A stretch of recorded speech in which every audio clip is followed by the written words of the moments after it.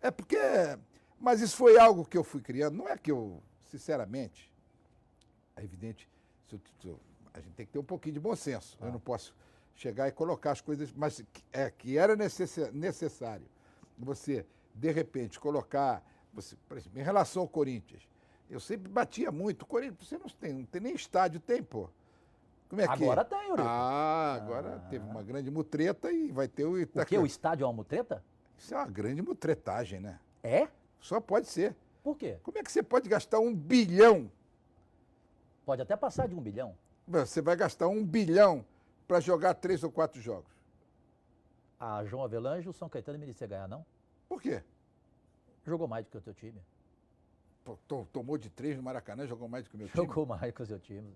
Tomou O de Brasil 3. inteiro achava que o São Caetano era o merecedor daquele título. Hein? Você continua doente até hoje? Não é Deixa possível. eu dizer uma coisa para você. Você tinha melhorado. Quem tem Romário, ninguém pode dizer... O Filipão tomou na quenca, que ele fez com o Cruzeiro. Se eu contar a história, o Filipão vai dar 30 cambalhotas. Mas eu acho bom você contar, sabe por quê? É.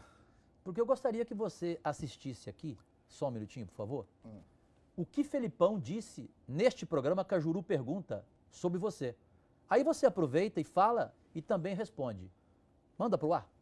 Lembra de um episódio em que a mãe, se não me engano, a mãe do Romário deu uma entrevista... Sim, claro. Dizendo, Filipão, meu filho, coisa e tal, e tá. E eu ouvi aquilo e, puxa, senti bastante. Mexeu com você? Mexeu comigo. E eu comecei a ficar assim, pensando, se eu posso tentar ajeitar. E naquele momento, mas, ao término da entrevista, entra quem?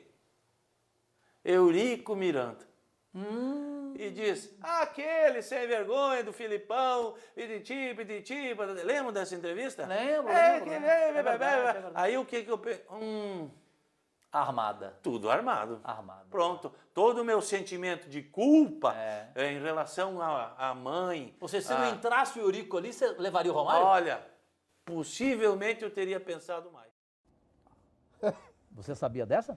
Sabia nada. Não? Não sabia nada. E o que você tem a Nem dizer? armei nada. Tenho a dizer que primeiro... Ele quis dizer que a entrevista foi armada. Mas não foi E armado. pela história dele, eu concordei com ele. Agora eu vou usar o termo correto para você. Armado nenhuma. Eu nunca armei nada disso. E muito menos armar para cima de Filipão. Filipão tá de graça comigo. A Filipão, a única coisa que podia ser era meu funcionário. Mais nada.